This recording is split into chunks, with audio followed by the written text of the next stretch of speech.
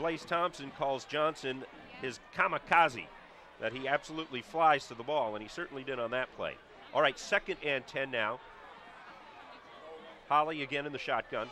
Going to fake the give and take it himself again, and earning some tough yards, about 3 yards, DeAndre Holly.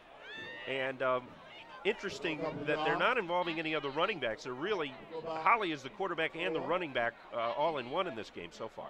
Well, I think if you go back and look at film, that Pahokee has not seen much of this, and certainly not the quarterback with the kind of speed, quickness that Holly has. And so far, it looks really good.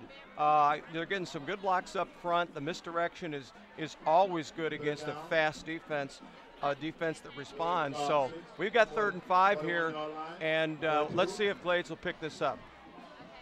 All right, Holly in the shotgun. Got about 6 yards for the first. He's going to have to throw here. He throws it over the middle, and he's got a man and a catch. And that's near the 10-yard line. And it looks like that was Rantavius Wooten on the reception. Number 9. Yeah, Wooten comes inside of his defensive back. Artis Evans is like a heartbeat away from sacking Holly. Holly hangs in there, surprisingly. I mean, the guy's played no quarterback to be said this year. And Wooten makes a great catch in front of the corner. This is what you're going to see, great athletic plays. All right, 1st down. And a little trouble with the snap, and Holly gets on it, but he's going to lose about 11 yards on the play, as it looked like Artis Evans and Antavius Wilson came in there to make the play. Yeah, Evans is given the right tackle for Glade Central a fit over there on the left side, but honestly that was all Holly's fault. He lost his concentration a little bit, and when you're running the shotgun, you've got to secure the ball. I mean, it's no big secret, but you've got to do it every time because it's absolutely essential to secure the ball first. All right, 2nd down now. Holly again looking deep, going to go to the corner of the end zone. They leap for the ball, but it's incomplete, and a nice play by Willie Hickman to break up that pass. We've already seen so much great athleticism out on the field. Great defensive back play from number 12 and a great throw by Holly. The ball was there for his receiver to make the play. What always amazes me, Dan, about the Muck Bowl is that there are so many good athletes out there and they can all make plays. And it's a nightmare to try to defend some of these guys, but you know, you've got good guys too, so that's probably the key. All right, so 3rd and call it about 22. Got to get inside the 5-yard line for the 1st down. Another one to the corner of the end zone, and this one is going to be out of bounds. That was Travis Benjamin going up for the ball. And another incomplete pass, and it looks like perhaps we will see Vicente Escobedo. Holly goes back here, and they actually ran the same route, Dan, with a different receiver to that side and tested the cornerback on that side. But a very good throw by Holly. He's basically saying, okay, my receiver's better than your defensive back, and he's going to go up and make a play here, a la Randy Moss, if you will. Both times the Pahokee corners have been up to the task, however. All right, so we're waiting to see what Glades is deciding here, whether they're going to go for the field goal or not, and they do. Coach Need sends the field goal unit out, so we will see Vicente Escobedo try to kick through the first 3 points of this ball game. We saw him before the game, Bill, and he was kicking pretty easily from this distance. Yeah, 42-yard field goal, Dan. See if he can get the first points up on the board.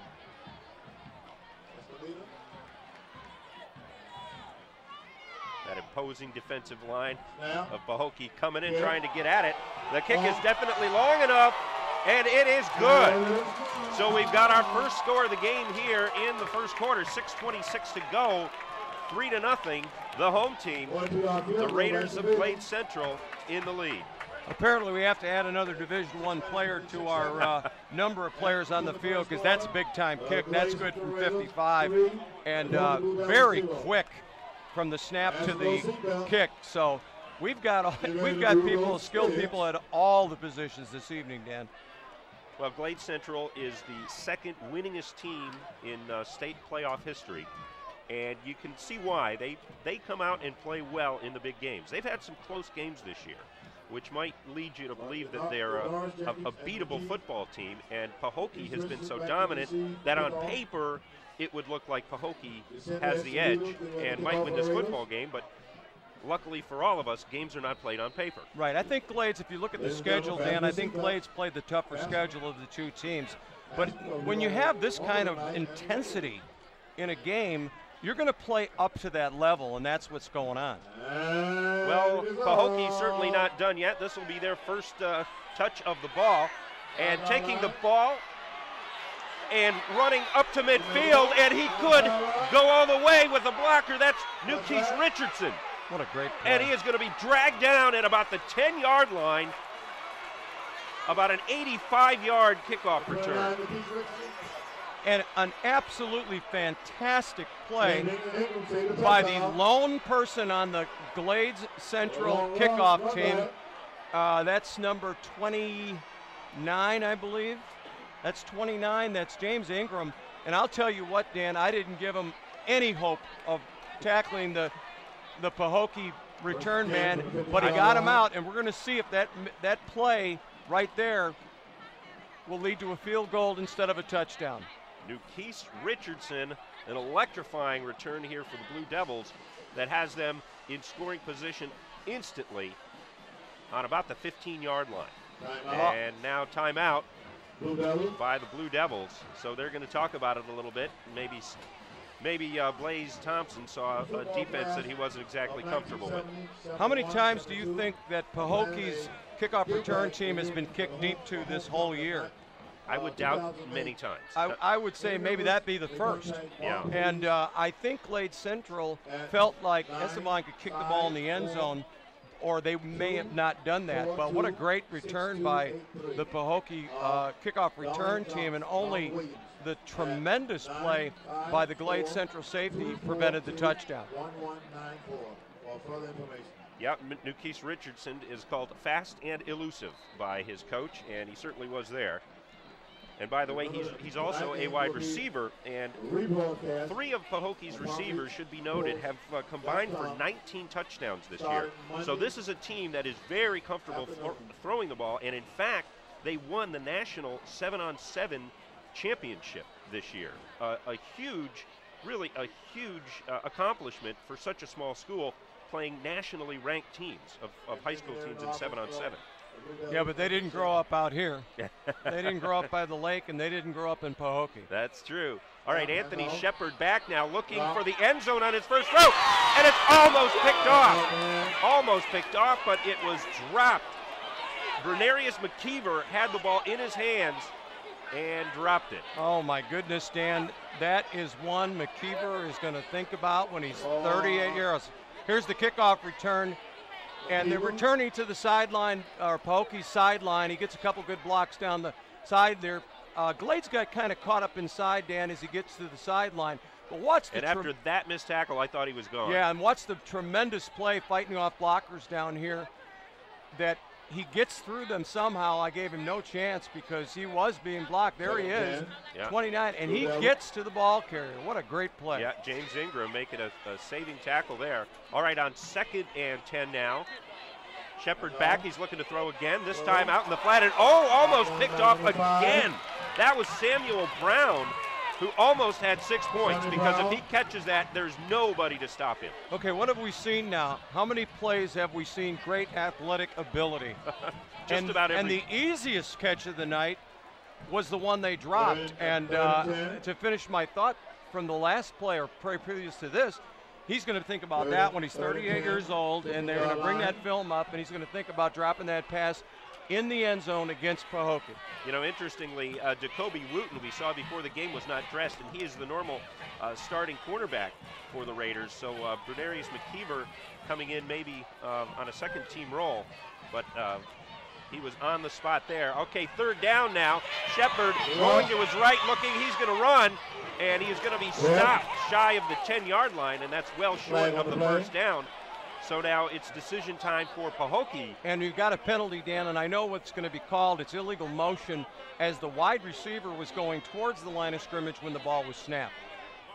We're not using the scoreboard. All right, illegal procedure, and that is against Pahokee. So correct you are. And now the Blades have the option of declining this and bringing up 4th down. Well, I think if you're Glade Central, Dan, you decline the penalty. You don't want to give Pahokee another shot on 3rd down. I agree, make it 4th down and test the leg of that field goal kicker who has yet to kick a field goal in the regular season. Dan, and I don't see any field goal kicker coming on the field. I wouldn't be a bit surprised if they just go on 4th down and try to pick up the yardage. So we are here in Belle Glade, Glade Central High School, the Muck Bowl. One of the most famous rivalries in the USA, and NFL Films is here, in fact, doing a documentary. They've been here all week on this game. So now on 4th down, about 8 yards for the first, to go for the first. Shepard back. He was looking to run, and he's gonna, but he doesn't have much room. Now he's got to throw it. Oregon sacked, and he does. Dragged down rudely on his back by number 21, Robert Ferguson. And wow, that really ignited the Glades crowd here. Oh, absolutely. Great play by Ferguson. He never gave up on the quarterback, but give the sack to the coverage in the Glades secondary, Dan, because no one was open. I was looking in the end zone, and everybody was covered. He tried to buy time, and number 21 came and rudely, as you put it, rudely brought him to the ground. The Blue Devils looking a little bit shell-shocked here in the opening going. Trying to get that passing game unraveled, but Glades all over it defensively. And here's the sack, but while we're watching the replay on the sack, let's go back to the play by James Ingram on the kickoff.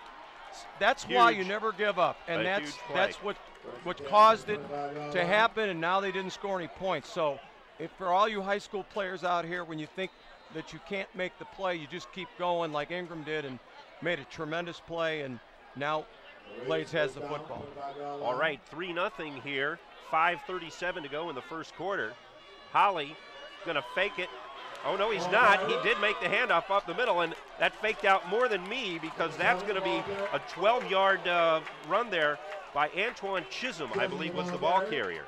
Yeah, Willie Snead, what a terrific game plan coming into this game. I watched the film also, Dwyer and Glade Central. I didn't see any of this on that film.